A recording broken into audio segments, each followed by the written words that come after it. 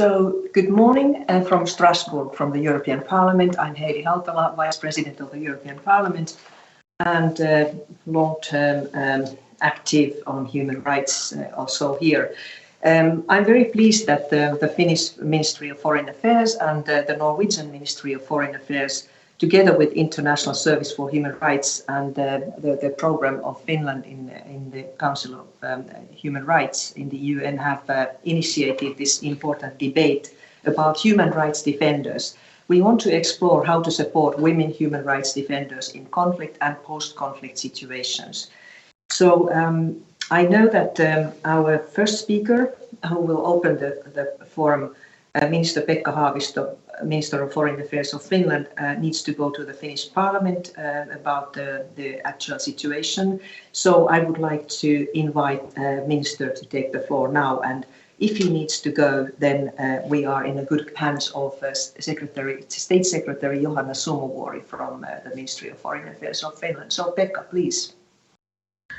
Thank you, Heidi, and good to be online, and don't be disturbed of the painting on the wall. I'm borrowing the room of our defense minister and then moving to Parliament from here. So, Excellencies, ladies and gentlemen, and distinguished panelists, you are welcome to our discussion on supporting women human rights defenders in conflict and post-conflict situations.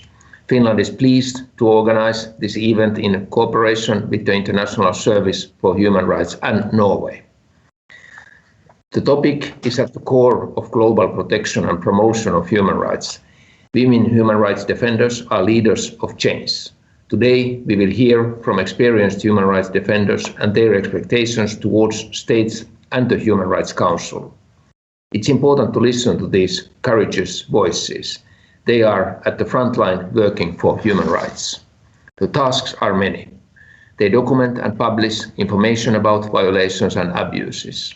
They provide direct assistance to the civilian population. At this very moment, many Ukrainian women human rights defenders are working to protect civilians from the unprovoked and unlawful Russian aggression on Ukraine, with the risk of their own lives. We should neither forget the many brave women human rights defenders in Russia who have voiced against the war. Supporting women human rights defenders is crucial in building inclusive and sustainable peace. I meet regularly women engaged in peace negotiations. Their views and meaningful participation are essential to achieving lasting solutions. Governments or other actors may not always agree with civil society actors. This can never be a justification for harassment or persecution. The increasing number of reprisals against human rights defenders on a global scale is alarming, both offline and online. Finland strongly condemns all violence and threats against human rights activists. The recommendations of women human rights defenders must feed into our actions. We must support and protect them in a gender transformative way. I'm sure that from today's discussion we will get recommendations to take back to the Human Rights Council and the country level. I look forward to hearing of our distinguished speakers' experiences and recommendations, and of course wish everyone happy International Women's Day. Thank you, Heidi. Thank you very much, and good luck to your discussions with your colleagues and in Parliament. So now I have a pleasure to turn to Mary Lawler, who is since close to 2 years now UN Special Rapporteur on the situation of human rights defenders. And we know Mary also from her long work in Frontline Defenders, which she established in 2001. So Mary, how do you see today from the global perspective the situation of women human rights defenders, conflict and post-conflict situations? What would you say are the key obstacles to their work? And if you want, please touch also a little bit your actual work on business and human rights, where you try to raise the issue and cause of human rights defenders in the forthcoming European legislation, which would entitle and oblige companies to also show that there are no human rights violations in their supply chain. So Mary, please take the floor.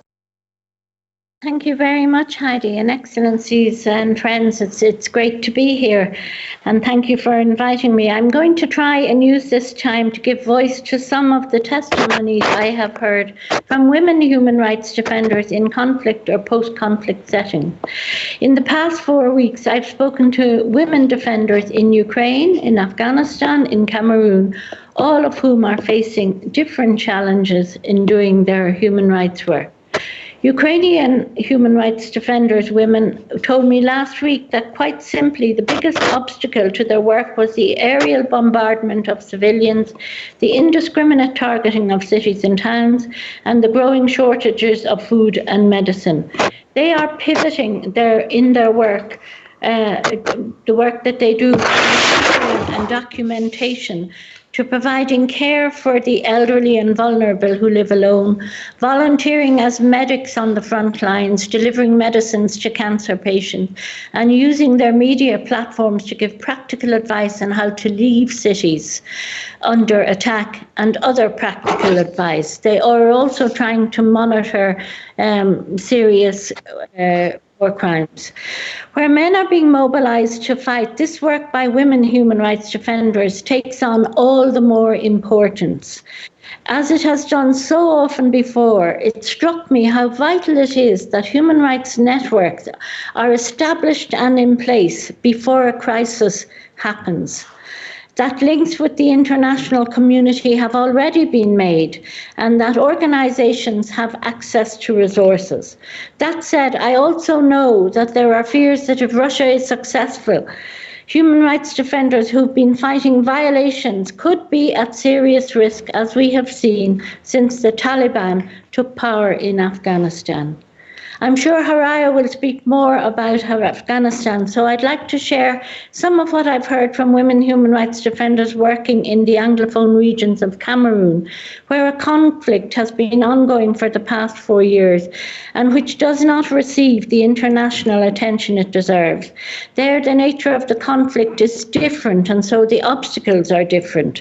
The women defenders highlighted a lack of protection structures for women defenders and stressed the need for safe houses for women. Because they are documenting violations on both sides, they also told me they are being accused by pro-government forces as being pro-separatist and by separatist forces as being pro-government. Every woman also emphasized the volume of death threats they received online through WhatsApp, Twitter, and other social media platforms. This leads to a constant feeling of insecurity, fear, and guilt over the potential risks to their children. And another obstacle which has been raised by women human rights defenders I spoke with in Colombia and Yemen was the fact that they are not recognized as women human rights defenders because they are women, and that they are not legitimate actors. I think we've seen how this attitude has translated into lack of representation at peace talks or settlement negotiations, where the presence of women has been proven to lead to longer peace. And just one more comment, as Heidi very kindly invited me. In the context of the new draft proposal on human rights and environmental due diligence that the EU has just published, the risks to environmental human rights defenders are very grave. We know that 69% of human rights defenders last year worked on land, the environment, and Indigenous people's rights. And in fact, these defenders are very much at risk, both in conflict situations also because, and in lockdowns for COVID, because they're not able to move, so they're more at risk. We really want human rights defenders to be included as a stakeholder in the final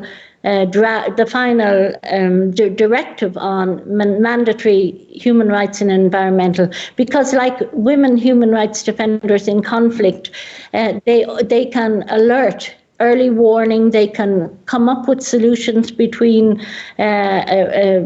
solutions for companies and help them with their risk analysis, and finally, because they are the ones who are most retaliated again, and we see women human rights defenders particularly engaged in this struggle. So thank you very much.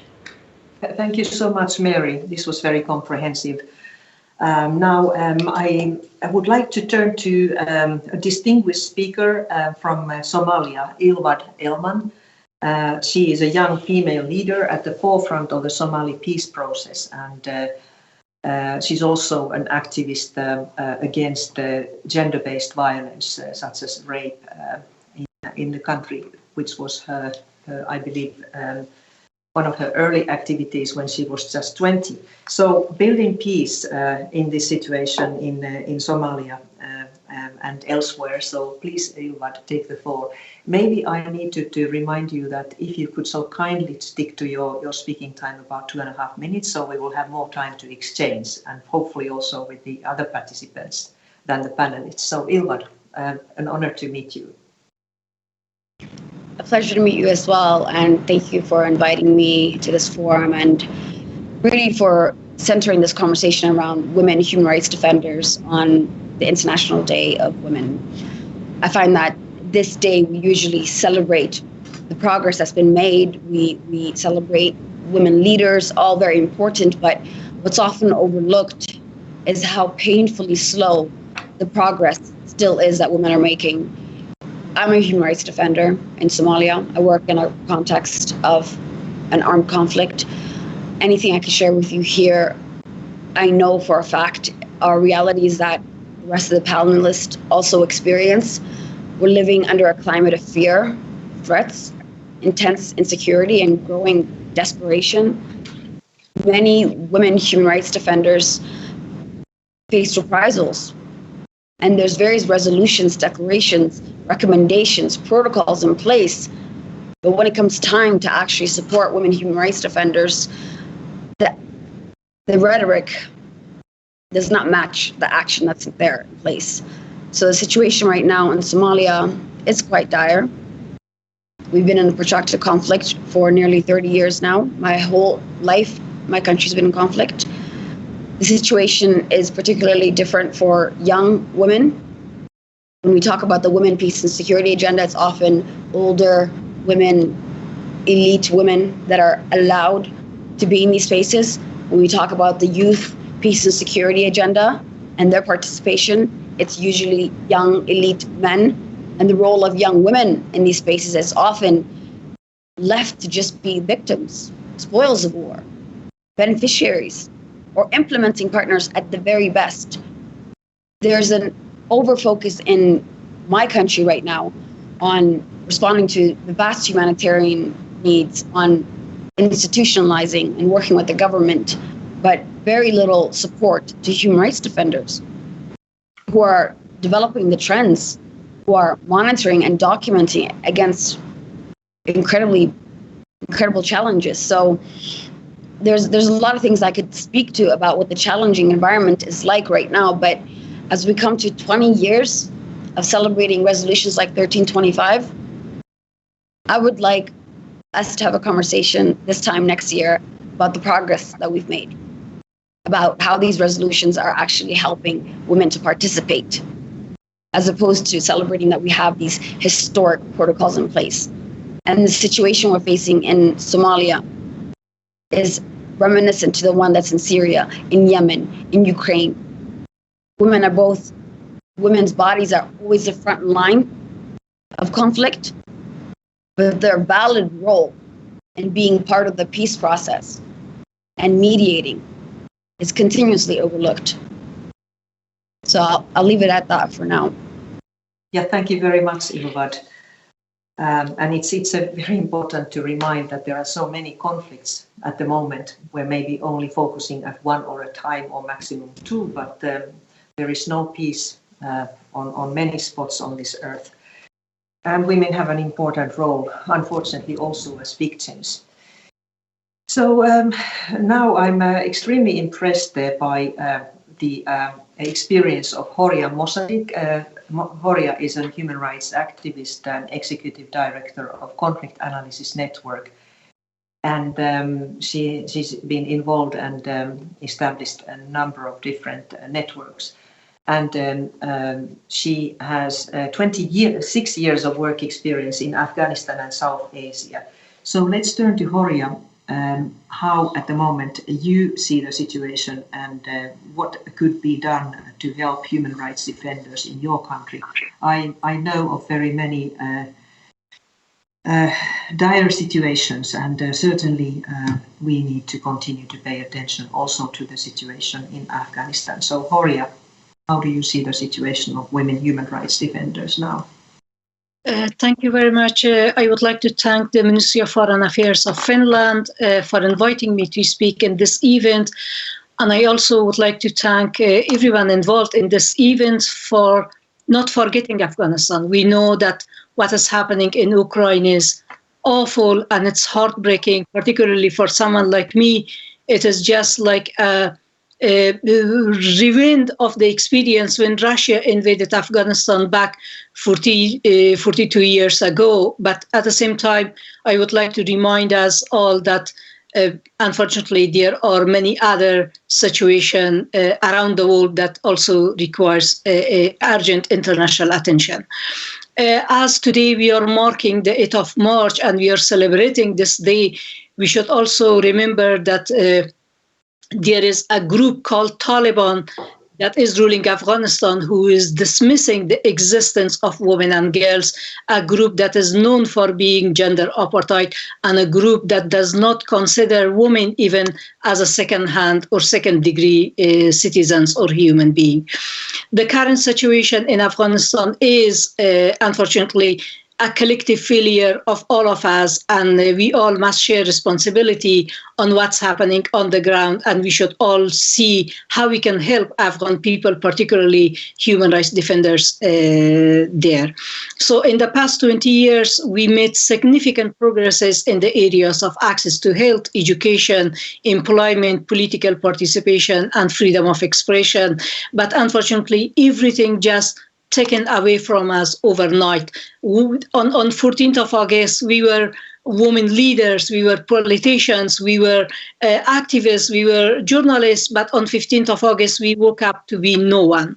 So in the past 6 months since Taliban took over Afghanistan, thousands of Afghans fled the country, including women and human rights defenders, but thousands more are still in Afghanistan, and they are being barred from their fundamental rights and freedom, including right to access education, employment, and political participation. Afghan women human rights defenders continue to work tirelessly and courageously came out to the streets of Kabul, Mazar-e-Sharif, Herat, Badakhshan, Nimruz, Farah, among other provinces, to call on the Taliban that this policy or these restrictions are not acceptable.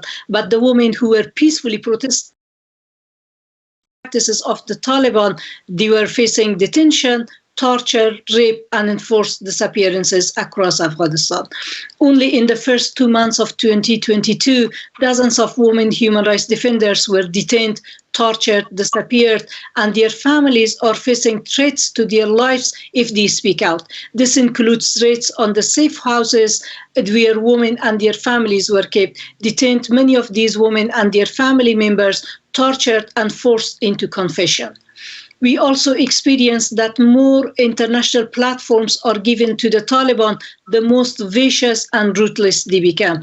This includes that the Taliban not only they engage in abduction, detention, torture, and disappearances of women rights defenders, but they also impose now travel bans and raids on civilians' homes, including homes and offices of human rights and women human rights defenders under the name of home-to-home search, confiscating their personal properties, beating up the family members, and ransacking their homes, including like destroying certain properties, creating certain damages and unrepairable damages to their personal properties and homes. So my call is on the international community that whenever you're trying to engage with the Taliban, please make that conditional. This must include conditions on achievement of clear and tangible benchmarks on women's access to education, employment, and political participation. This includes an end to the crackdown of all civil rights and human rights activists and journalists, including women human rights defenders. Thank you. Thank you very much, Horia. I can confirm that a number of Afghan women leaders who have been in key positions in the previous administration, from being mayors and to chairs of Human Rights Commission, they had exactly the same message to the European Parliament just a few weeks ago. No unconditional engagement with Taliban. Now we are turning to the dire situation in Ukraine. We have here the company of Tetiana Neshonchuk. I have been told that perhaps the connection may have some difficulties because there is a war situation. So let us try to listen to Tatiana. Tatiana is head of Zmina Human Rights Center and also a member of the Human Rights House Crimea. And now we understand that the situation is truly horrible where you are, Tatiana. So how do you see the situation of women human rights defenders in your situation? Thank you, colleagues, for inviting me and for possibility to speak in the 12th of the Russian aggression, and all country is united in the resistance to its aggression. Unfortunately, aggression started 8 years ago, and you mentioned that I've also worked in Crimea, and this aggression and this large-scale war is a result of the absence of joint collective response from the world to the situation that happened in Crimea 8 years ago and in Donbass. At the moment, we have 1.7 million of refugees from Ukraine, and also millions of internally displaced persons. Hundreds of thousands of people are kept without electricity, gas, and water supply. Hundreds are killed, including many children, and thousands are wounded. Many Ukrainian cities and villages now are occupied or surrounded by Russian troops, and they are on the edge of humanitarian catastrophe. Today, we received the signal that in Mariupol, a kid died from the dehydration from absence of water. And we never thought that this nightmare of the Second World War can return to us, to peaceful Ukraine nowadays. We fix a lot of war crimes committed by Russian troops across Ukraine, including murders of civilian population, looting, cases of raping women on the occupied territories. The infrastructure is destroyed. The houses, buildings where people live are destroyed. They target hospitals. They target with shooting and bombs kindergartens, schools, etc. First 5 days of this war, I stayed in Kiev, and it was not possible to work at all. We slept in underground parking shelter or on the platform of the metro station. And now a lot of my colleagues still live here, still stay here.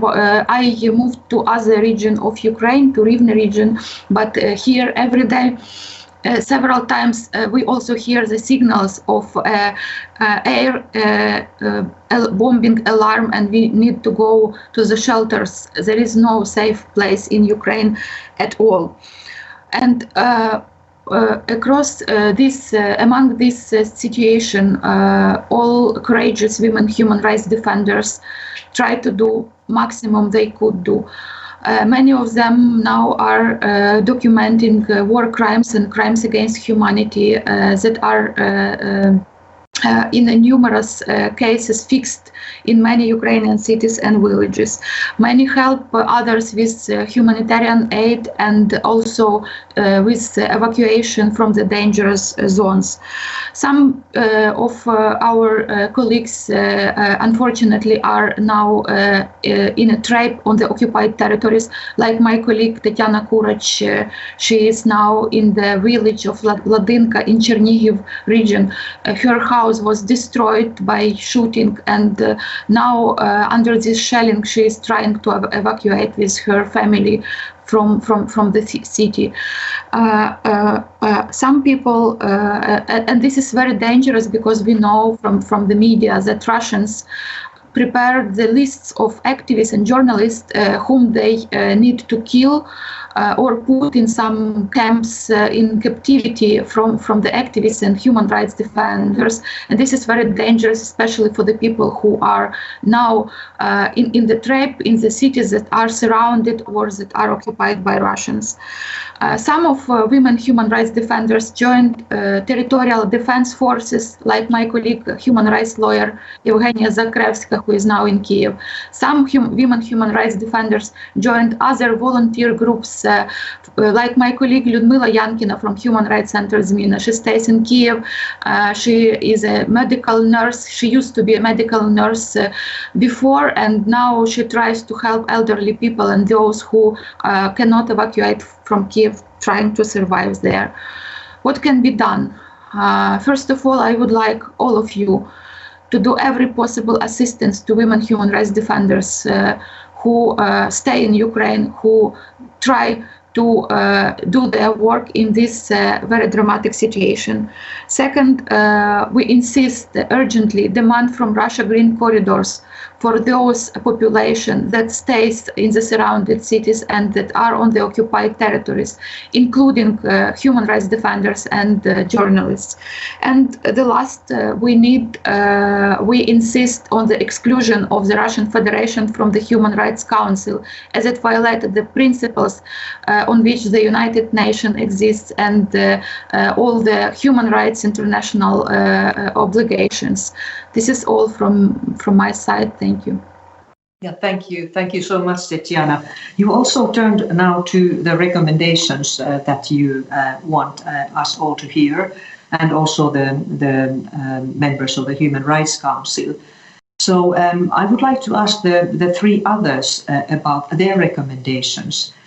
How to protect women human rights defenders in conflict and post-conflict situation. And let me first turn again to Mary. So you certainly have heard the recommendations also now, but what would be your general recommendation, and perhaps a word on Ukraine as well, if you like? I suppose the most basic thing is to listen. And secondly, whenever a conflict situation is being discussed, ensure that the impact on women human rights defenders is also systematically included. And this is particularly important when special sessions are held. Resolutions that come out of them should affirm the right of women human rights defenders to safely engage with their work. I note, for instance, that of the resolutions that came out of the 5 special sessions in 2021 on Myanmar, Sudan, Ethiopia, Afghanistan and occupied territories, only 1 mentioned defenders and none specifically mentioned women human rights defenders. So is it any wonder that women human rights defenders struggle for legitimacy when the Human Rights Council itself is not naming them? The second thing... Mary, excuse me, there's a sound that disturbs a little bit your message. Are you moving something while you're speaking? Right, I will be better. Good, thank you. Please go on. Okay, so the second thing I'd say is invite women defenders to address the Council and to tell the Council directly what they most need. There must also be greater attention and action on reprisals, as we've heard, where they try to inform UN mechanisms about what's going on. And this is especially true of states sitting on the Human Rights Council that continue to carry out reprisals. Simply put, where there's a pattern of reprisals, and where reprisals are identified, it seems to me that they should not be eligible to sit on the Human Rights Council, and they should be systematically raised in treaty body reviews and in the Universal Periodic Review. And the early warning system designed to flag deteriorating human rights situations that sometimes presages conflicts must be better heeded. Reports, communications and press releases from my mandate and that of my fellow rapporteurs and independent experts are specifically designed to ensure that of local human rights defenders and civil society. Mary, we have a problem with your connection, I'm afraid. Information, okay. Okay. I have one last sentence. Shall I try it? Oh, sure, please do. So, for example, last year, for the whole year before the fall of the Taliban, we were meeting women human rights defenders and others from Afghanistan, men defenders as well, and they were talking about the increasing attacks on human rights defenders in Afghanistan. And we joined, we led on 4 press releases and we did other things, yet nobody was paying much attention to the deteriorating situation in Afghanistan. And then when Afghanistan fell, it seemed no one was prepared to handle the mass evacuation which followed. Thank you. Yeah, thank you, Mary. Just today, there will be an event in the European Parliament on the International Women's Day where a friendship group with the people of Afghanistan will be established, and we will have a witness, a young human rights defender, a woman, who tells very, very alarming stories about how her family within Afghanistan has been attacked because of her activities. It's a terrible situation for her being outside Afghanistan. Now, Ilwad, so what would you suggest for states and for UN Human Rights Council to strengthen support and protection to women human rights defenders?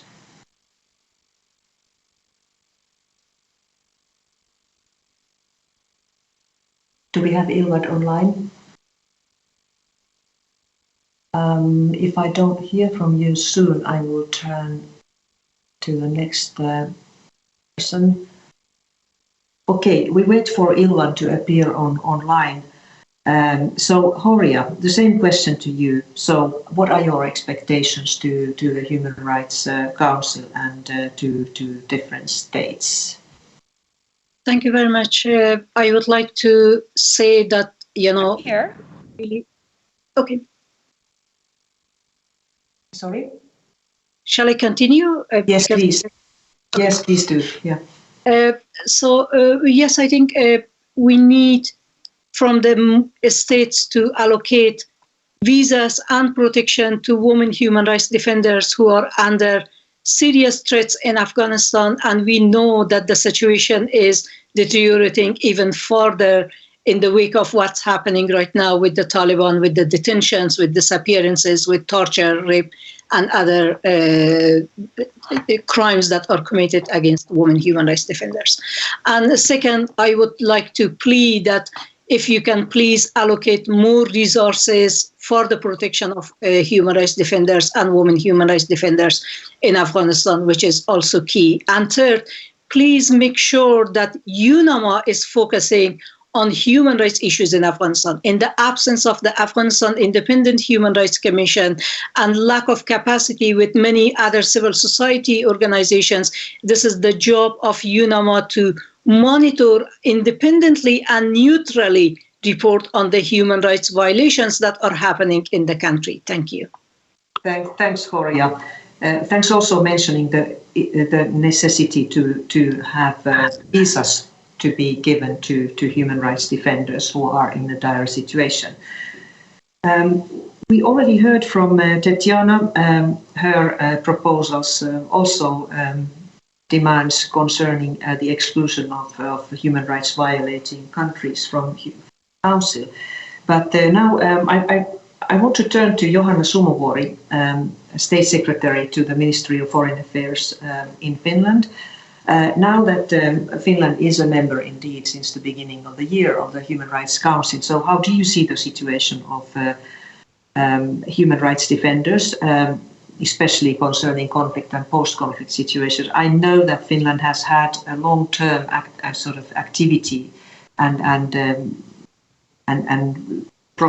protection of human rights defenders. So how do you see it right now? What do you want to do?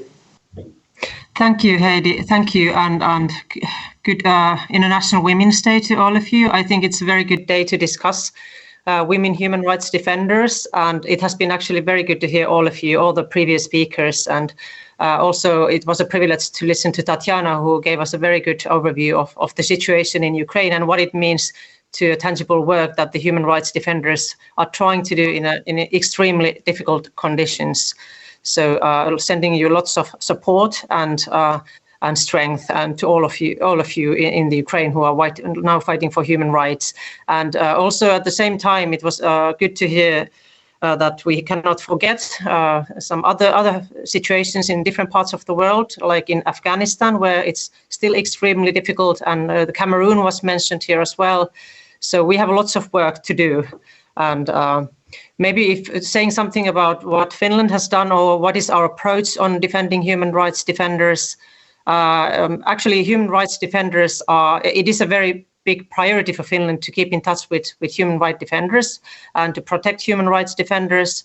We pay particular attention on women, actually, women and environmental and indigenous human rights defenders as well, and also the sexual and gender minorities and persons with disabilities. And also human rights defenders are seen as partners for Finland. So they give us a lot of very good information on the human rights situation on the ground, and we actively engage with human rights defenders also in our political work. I give you one example. For example, in 2019, Foreign Minister Haavisto hosted a foreign minister level meeting, EU foreign minister level meeting, inviting human rights defenders to share their views with EU decision makers directly. And I think that was a very good kind of example of that. We have to have this direct dialogue between decision makers and human rights defenders. It's also good to ensure a strong global message for the protection of human rights defenders and the promotion of their rights. And as a member of the Human Rights Council now, we support and protect human rights defenders as well. It's taken into account in everything we do. And human rights defender must be able to participate in Human Rights Council meetings. I think it's very important. So we strongly support the work of UN High Commissioner for Human Rights and the Special Rapporteurs. The Ministry for Foreign Affairs of Finland, we have guidelines on supporting human rights defenders, and they are based on similar guidelines that the EU has on an EU level. And these guidelines have actually helped our embassies to increase dialogue with human rights defenders and give their support to human rights defenders. And now these guidelines are actually being updated, taking into account an independent report concerning Finland's support for human rights defenders. And we also address or allocate some financial support to civil society organizations for their work to support human rights defenders. And for example, we support frontline defenders, which provide fast and effective 24-hour emergency service that responds to the protection of human rights defenders. So that's one kind of place of support. And we collaborate also closely with our NGO partners on raising awareness. And this event actually, it can be seen as one example that we keep this dialogue going on. And with these words, I've been talking a long time now, so I'd like to thank you all. It has been very good to hear from your sides and kind of updates, how you see it from the lens of your work. Thank you very much. Thanks, Johanna. I think from what you have said, we get the message that Finland is an ally to human rights defenders and also wants to show it. Ilvad Elman is now back with us. So Ilvad, Please give us a few recommendations and suggestions on how states and the Human Rights Council could give more support and protection to human rights defenders. Absolutely. Maybe I'll just pick up from Johanna's last points, actually. And it's really encouraging to hear that Finland is not just focusing on idea mining or collecting information from human rights defenders, but really looking at how to help them address those grievances within the community as well too, and actually providing direct support to human rights defenders in the field. And this is something that is constantly overlooked. We're often the first credible source for information, but rarely involved then in strategic design, in global advocacy, in policy development. So to bridge that connection from the local to the global is something that's really important. And I think that the recommendations that have been shared by the rest of the panelists are ones I completely agree with. I would add there that we know that many defenders are well known in their communities. They have to be by virtue of supporting their communities as well too. And they're forced to constantly change locations, and there's very little support or resources to help them to relocate in real time as well too. So it comes back down to how do we engage in real time to support women human rights defenders and not after the fact.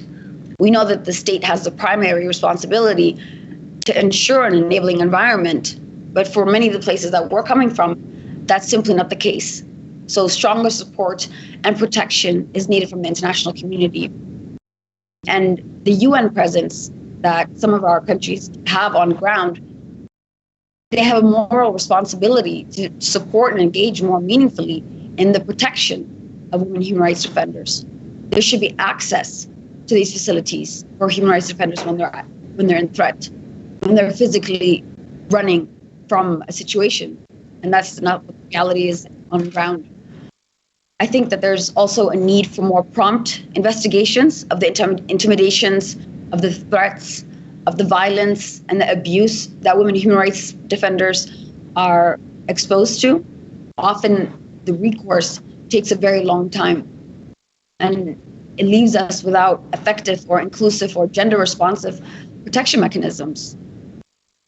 Women human rights defenders are in a very unique group of people, and it's important to really deepen the understanding and recognition of the work that they do and strengthen the mechanisms that exist and actually implement them at local levels, but also international levels as well too. So even at forums like the UPR, the Universal Periodic Review on Human Rights, when there are recommendations made for our respective countries, it's important to have local actors be a part of developing the shadow reports, to be a vocal voice and be able to present that. And I think that those kind of opportunities won't be presented by the state. So we look at the multilateral system, we look at the international community to be a part of that process as well too. Thank you. Thank you very much. Again, many concrete recommendations on how human rights defenders can be protected. I would like to give the floor now to two co-organizers of this event. Firstly, I want to invite Pooja Patel to take the floor. She is the program director at International Service for Human Rights, who is an important actor in the support of human rights defenders and is a co-organizer of this event indeed. So Pooja, how does this all sound to you? Thank you, Heidi, and thanks to all of the panelists here today. I just want to really recognize the tremendous work of all of the women human rights defenders on this panel. And we've heard already, I think, a number of recommendations, very concrete recommendations. And so just kind of what does it mean to support women human rights defenders? I think primarily it means to ensure accountability for gross and systematic human rights violations, to listen to and to act on the calls of women human rights defenders in this regard. So we heard from Tetiana the call to the Human Rights Council to suspend the membership of Russia, and I wanted to reiterate that call. The Human Rights Council should also adopt a principled, non-selective approach to human rights situations, so to apply that objective criteria without bias. I also agree with Mary that states must heed the early warning of UN experts also for the prevention of atrocities. Supporting women human rights defenders also means supporting their work. We just heard from the panelists that during a conflict, this can involve documentation of war crimes. It can mean participation in the resistance. It can mean assisting the wounded and the elderly. But also for sustainable peace, root causes of conflict must be addressed and solutions require structural and systemic transformation. This is the work of feminists, and it is this work that needs to be supported. Supporting women human rights defenders also means ensuring a seat at the table.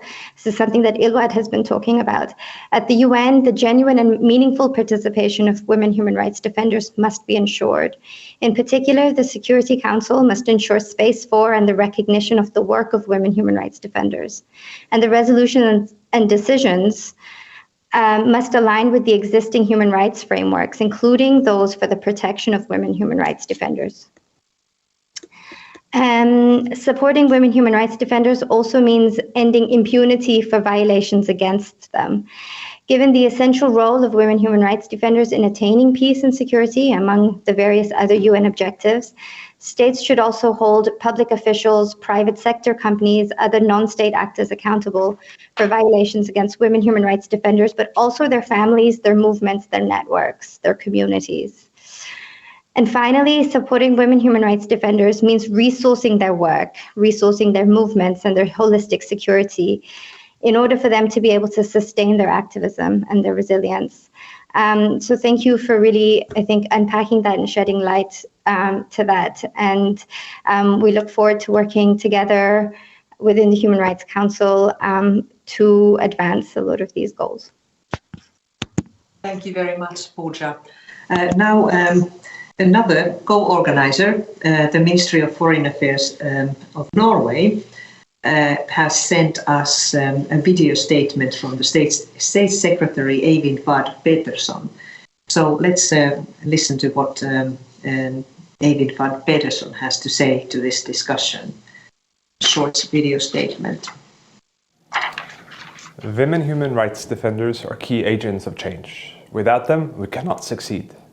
Thanks to our Finnish colleagues for this initiative. It is a very important topic. Women human rights defenders face threats, discrimination and violence as human rights defenders and as women, threats to themselves or their families, or even threats from relatives or communities against their participation. In my view, we must continue to insist on women's participation. Without their voices, we cannot understand the threats they face. And without understanding the threats, we cannot respond in the right ways. Participation is an essential element in ensuring their protection.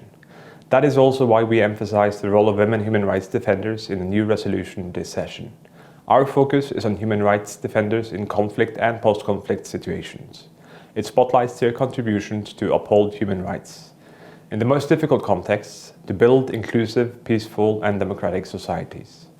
I look forward to learning more about the outcome of today's discussions, and I hope that they can inspire the negotiations on the resolution. Thank you.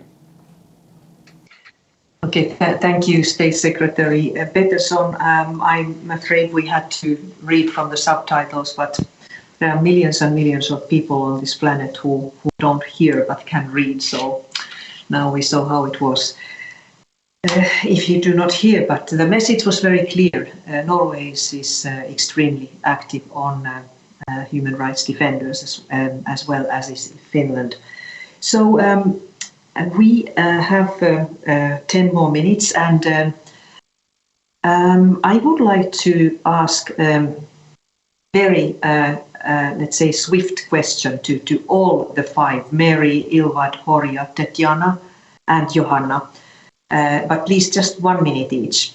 What positive change by human rights defenders, women human rights defenders, in conflict and post-conflict situations would you like to highlight? So one thing that you want to highlight about the positive change that women can do as human rights defenders. We start from Mary.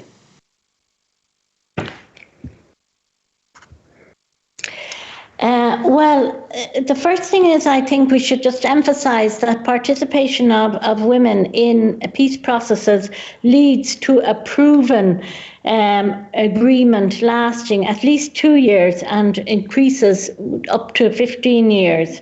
In cases where women are able to exercise a strong influence on the negotiation process, there's a much higher chance that an agreement would be reached than when they are left out of the process, just to reinforce everything that has been said. And it has been as high as 64% less likely to fail if women are properly included. The positive change I'd like to see is that. And also that women create grassroots women networks who are empowered to serve as local monitors of human rights abuses on both sides, because this can lead to some changes in the awareness the fighting parties have about rights and responsibilities. Thank you. Thanks, Mary. So women, when they are at the negotiation table, also make a big change. Ilvad, what positive change do you want to highlight?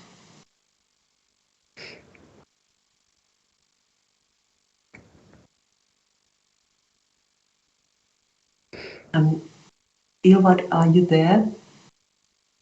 If you're not, then I will ask Horia. From your Afghan perspective, so what would you like to highlight?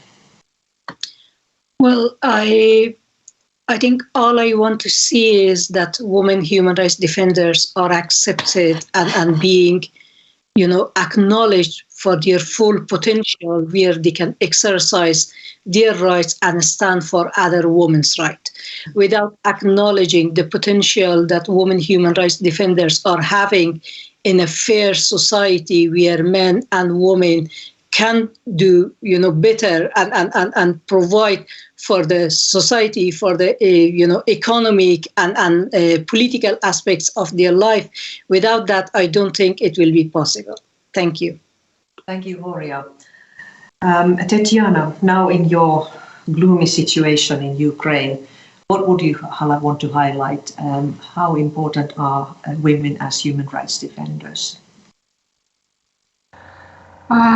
In this situation in Ukraine, women human rights defenders are fighting at every possible front, and unfortunately we take on us all the intensity of the Russian aggression, and we do understand that this is happening to us now because there were no strong collective response to all crime of aggression that Russia did before, not only to Ukraine, but also to other countries.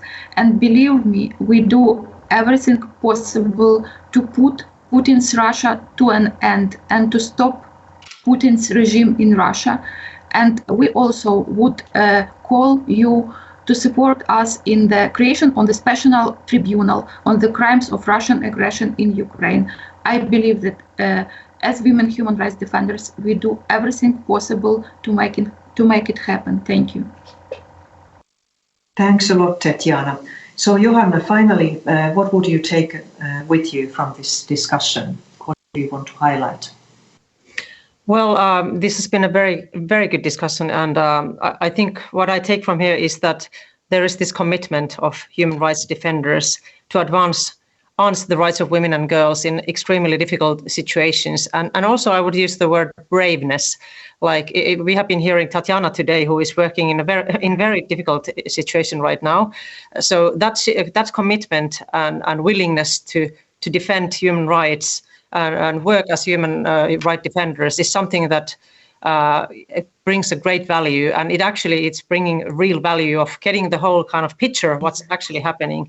When we are talking about the future and possible negotiations and so forth, I think women has to be included. It's not only that it's not only about equality. It's about equality, but it's about the content of the negotiation and peace agreements. When we get more representative table, I think it actually improves the quality of the contents that we are discussing about. And that's why human rights defenders also play a role in bringing us this whole picture that actually helps us to do better agreements. So I think that's something that we from Finland want to encourage. So that's probably something positive, and there's a lot of bleak things going on right now, but the positive thing, actually the hope and light, what it is the work that human rights defenders are doing, for example. So thank you very much for letting us be part of this discussion today. Yeah, thank you, Johanna. Could I ask you a little bit about your work program on your member? Well, should I say our? I'm talking about, I'm a Finn as well, but our program in the Human Rights Council. Are there many gender-related issues as well? How are you relating to countries that are less engaged in, for instance, defending women's rights? Yes, well, of course, gender issues and equality, gender equality and the rights of women and girls and disabled people, disabled persons and indigenous peoples, they were actually part of our campaign when we were campaigning to become a member in the Human Rights Council. And of course, that is going to be seen in our work there as well. And we, of course, work with our like-minded countries to advance this agenda. But of course, we need to widen and enlarge that group of like-minded countries. So we need to do a lot of outreach also. And of course, we need the help of civil society and help of other countries to be doing this outreach work for us. And I think that gender issues and gender equality issues are going to be discussed a lot also on the agenda of the Human Rights Council. So we need everybody's support in this. Thank you. I'm tempted to ask Mary something about the organization that you founded, Frontline Defenders, which is still very, very alive. We heard about its role already in this discussion. So what could states do to support this important protector of human rights defenders, frontline defenders? I think that, and I know that Finland and Norway both support frontline defenders, so very grateful for that. But I think, when I started the organisation, it was very clear to me that human rights defenders in great danger, they need fast, flexible and furious response. And so the organisation grew up around the needs of human rights defenders as directly expressed by the human rights defenders themselves. So and as you said, it's a 24-hour support mechanism. If somebody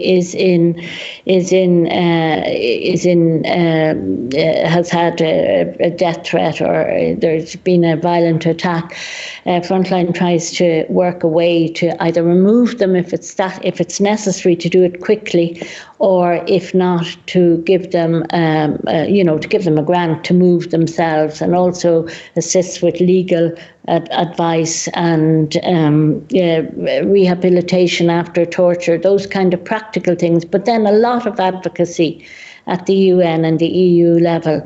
So it's kind of like a basket of the things that human rights defenders say they need. Now, at the moment, just when we're talking about Ukraine, one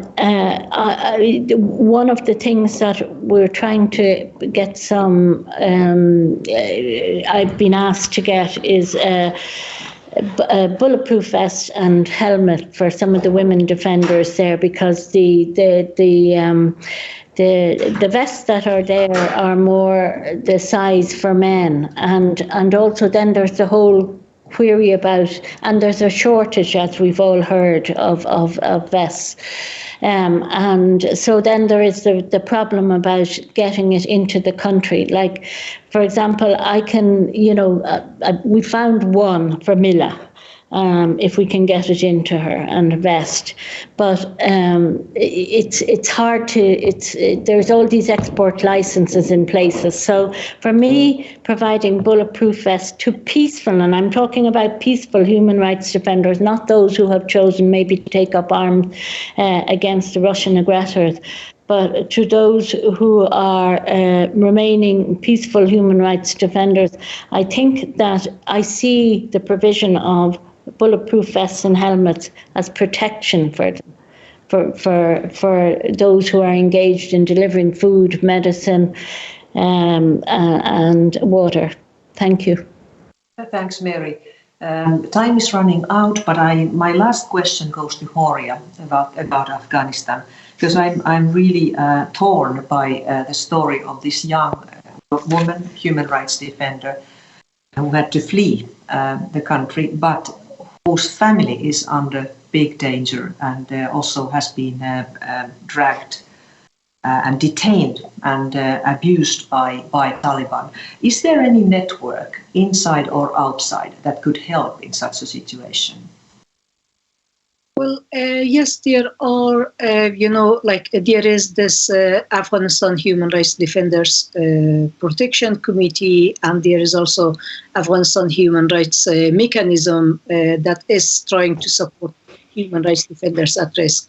At the moment, the biggest challenge that we are facing is related to the bans and restrictions that Taliban are putting and imposing on us, and going around that and finding ways to protect these people without creating suspicions, without coming under the spotlight.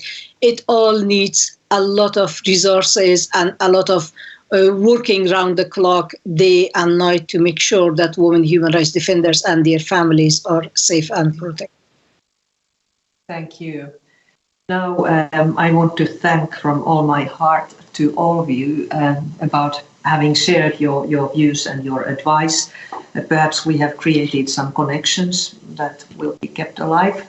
So all of you, I think we have shed light on the importance of supporting women human rights defenders. So may I wish you all a good International Women's Day, as well as courage and hope in these very dire times. So thank you. This 1 hour meeting is finished.